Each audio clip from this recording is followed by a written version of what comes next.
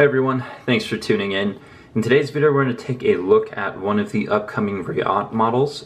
This was a Blade Show debut of sorts, and this knife is actually on loan from GPKnives, so they picked it up at the show, were kind enough to let me borrow it here for a video. So upcoming model, it's available for pre-order at various sites including GPKnives. I'll put the links down below. But it is a collaboration with custom knife maker Rick Barrett, and then of course Reate Knives. So based on his model called the Fallout, this one here is called the Fallout 2.0, and this is the variant with the polished portion here on the flats. There are other variants with just full stonewashed blades, and then there are going to be a very limited number of ones with either Damasteel or Damascus, so you can be on the lookout for those. Anyways, we'll go through the specs, overall impressions, and details as always. Let's start out with the specs here. So, and we'll grab a few for size comparison. Ships with the branded pouch, of course. Has some additional hardware, a cloth, same stuff as usual. So here we are against the Kershaw CQC7K. As you can see, it is a fair bit larger than the CQC7K. Overall length on this big boy is about 8.58 inches. It does have a blade length of about 3.6 inches. Blade material is CTS204P, which again is analogous to M390. The handle length is about 4.98 inches. It does weigh in at about 6.55 ounces, so kind of a large, heavy titanium frame lock here. Does use double row ceramic bearings, has a ceramic detent ball, milled titanium pocket clip with hidden hardware on it. So yeah, there's Rick Barrett's logo, and of course the Reate logo, and yeah, she's smooth, very smooth. Alright, so there's one size comparison. Do you have another Reate offering here? So up against the Wave, which is one of their smaller models. Let's try it this way for the size comparison. So yeah, there's kind of the difference there. Alright, I guess that's pretty much it for the specs. I think I covered the majority of it here. The only opening method is of course the flipper. Flips very smooth, has a really nice action. You know, when I was at Blade Show, this was a model that I walked by and didn't really pay much attention to. I was very excited about the future and the epoch. And so when GPKnives offered to loan me this one, I said, yeah, I'd be happy to check it out and do a video. Now this one is going back to them and it will be sold. So I haven't really pocketed it or done any of my normal T&E with it. Obviously need to be respectful of the fact that it is going to be sold to someone else and they'll want it as new. But it does have some quite surprising utility and ergonomics to it. A lot of guys aren't a fan of the recurve because they are harder to sharpen. You know, with the right sharpening system, it's not too difficult. Spyderco Sharp Maker, touch it up with the ceramic rods, it would be just fine. On the fixed angle systems, it'll be a bit more difficult. But in hand, you know, my extra large hands here, it's actually really comfortable. I did break down a few boxes in the garage. The recurve worked quite well. A reinforced tip here that does give you quite a bit of penetration power, or if you need to do something a little heavier. But there is quite a degree of utility to this blade shape that I didn't initially expect. So I'm happy to kind of give it a second chance here to try it out a little more in depth. But yeah, it's definitely one of the biggest, kind of baddest folders that Reate's done so far. Fit and finish are, of course, excellent as expected from Reate. I think it's a fun design, just really well executed. I mean, if the design appeals to you, you're absolutely going to love it, of course. You have a couple different options to choose from. So again, you know, if it's something you like, you're going to be really happy with it, and those are pretty much my overall impressions for the most part. Let's look at it in a little more detail here. So, of course, again, it's CTS204P blade steel, certainly one of the best here. Hopefully, my my camera doesn't struggle too much with this highly reflective surface, but really well executed mirror polish blade. The entire flats were mirror polished. Certainly one of the best polishes I've ever seen, and on a production knife, absolutely staggering. So you guys can see how highly reflective that is.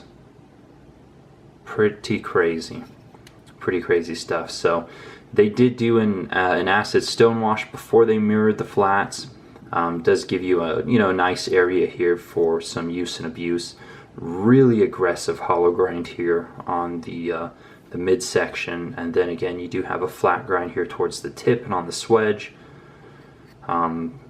Crazy sharp, and again it has more utility than you would expect. I think there is kind of an impression that because it's difficult to sharpen, it doesn't have as much utility as something with a standard cutout or standard blade shape here like the Epoch, but absolutely not true. Again, cutting down the boxes that I did and the limited use I put it through, it really did excel for like draw cuts, standard hammer grip. Yeah, pretty good stuff. The handles here, with the Epoch. Handles here, titanium. These ones have been anodized a nice bronze color. Through the millwork, you do have a faux bolster of sorts, and then a really nice pattern. Lots of machine work. Some of these have kind of varying depths to the pattern, but does offer a nice bit of traction on this knife. Lanyard hole at the back.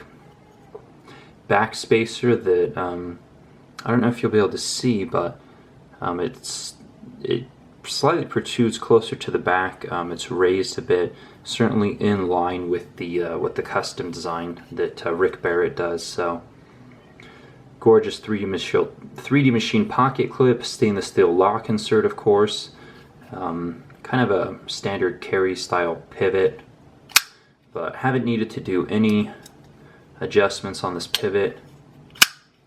Really smooth on the double row ceramic bearings. So, and again, pretty nice ergos in the hand. If it fits in my hand, it should fit in just about everyone's hand. So, yeah, comfortable in pretty much all grips here.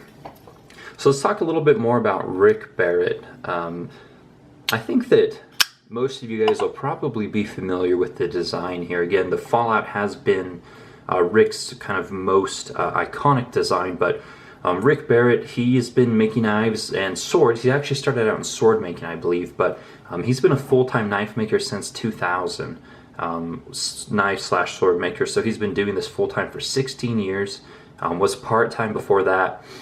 Really does have kind of limited output, maybe only 4 to 5 folders a month, as he works to kind of clear his backlog of sword orders. I don't know anything about custom swords. I assume they're pretty awesome, but again, he's working through that backlog there. And so limited production.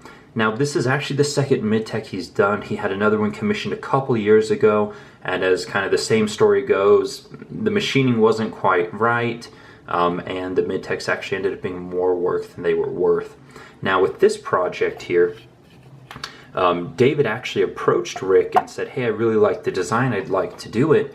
4 months later, they had the production samples at Blade Show. So for Rick, it was a really positive experience. Really happy with the fit and finish, and he's really happy to see his name on such a quality production piece here. So let's talk about pricing real quick.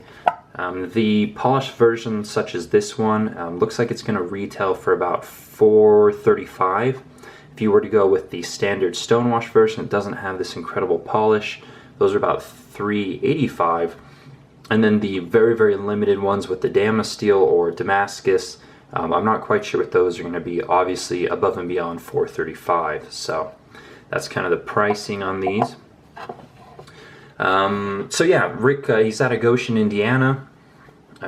Started making folding knives about 7 years or so ago, and I think that's when this Fallout design actually kind of came to fruition. And yeah, he actually is going to retire it fairly soon as well. So His customs are out there. You can find him at dealers. He does work in batches, so if you do see him making something and you're interested in it, contact him. He might be able to put it aside for you. You know, if you're looking at his customs, you're like, hey, I'd really like the design, but the price isn't quite in line, then that's where these beautiful production pieces here kind of come into play. So, yeah, that's pretty much it. Rick will be at the USN show. And I'm guessing he probably will have some of these, maybe some of the really nice limited and damaged steel or whatnot. You can also follow him on Instagram. I think he has a website. If he does, I'll just put links to him down in the description box below. You guys already know where to find Reate. I have quite a few. I've done videos on a ton of these knives. Continue to be happy, continue to be impressed. So I think that just about covers it then. So anyways, guys, thanks so much for watching. If you have any questions or comments, let me know. I will do my best to answer them. And again, these are available for pre-order. I will put those links down in the description box below from GPKnives, since they were nice enough to let me check this one out. So this one's going back to them. Perhaps if you guys pester them enough, they might let this one go to you. Although I didn't talk to them about that beforehand, so don't blow up their emails too much.